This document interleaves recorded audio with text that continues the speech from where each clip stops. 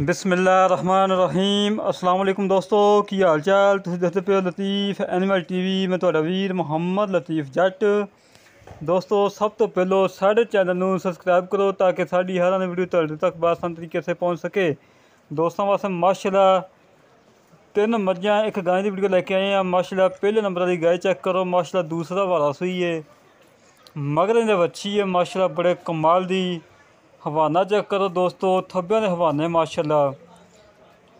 दोस्तों देखेंगे दोस्तों दिल खुश होएगा कि वाकई लतीफ़ भाई जानवर लेके आए ने, बड़ा कमाल दे लेके आए ने माशाल्लाह। पहले नंबर वाली गाय आ, दूसरा वाला सूई है, मगर बच्ची है। दुध का रिकॉर्ड है 18 ਤੋਂ 20 लीटर 2 टाइम चुआ कर तसली करवा के देनी है माशाल्लाह। गाय चेक करो, हवाना चेक करो दोस्तों दी अखां दे सामने धुप्प है। तकरीबन 3 बजे का टाइम है, ये नहीं कि टाइम लगा हुए ये वो।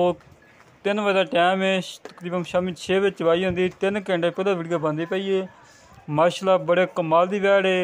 इनकी डिमांड हैगी है 2,65,000 रुपया, मगर इनके बच्ची है। 18 ਤੋਂ 20 लीटर की गारंटी है माशाल्लाह। दोस्तों चेक करो बच्ची देखो माशाल्लाह कितनी प्यारी बच्ची है।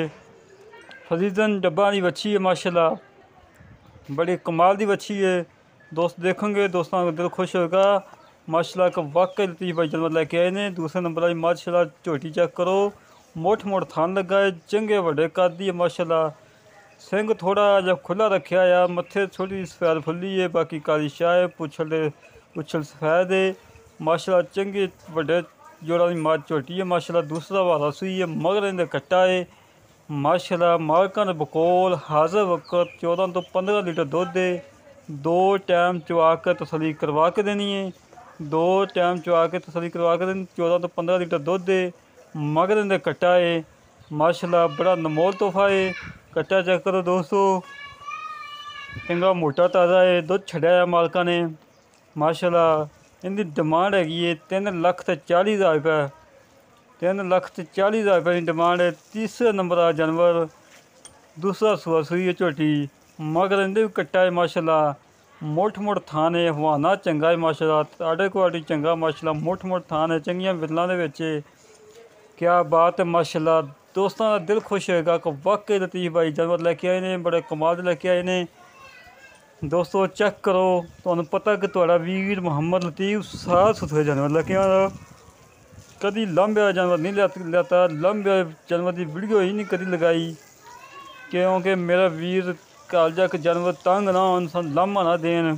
दोस्तों वास्ते सफ़र करके मेहनत करके कोशिश करके अच्छे जानवर ढूंढ के लेके आई ने माशाल्लाह। इनके मगर भी कट्टा है माशाल्लाह, बड़े कमाल दे माशाल्लाह, बड़े कमाल दी मझ है।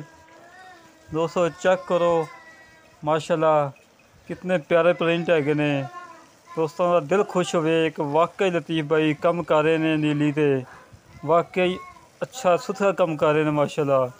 इस चौथे नंबर का जानवर भाई नवाते पे ने, मगर इनके कट्टी वेखो माशाल्लाह, नमोल कट्टी है क्या बात। सिंह मोड़ के काठा लाई खड़ी मझ, मत्थे ते सफैद फुल्ली है, चंगे वड्डे कद दी है, पुछल बिल्कुल बरीक है, धागे वाली पुछल है माशाल्लाह।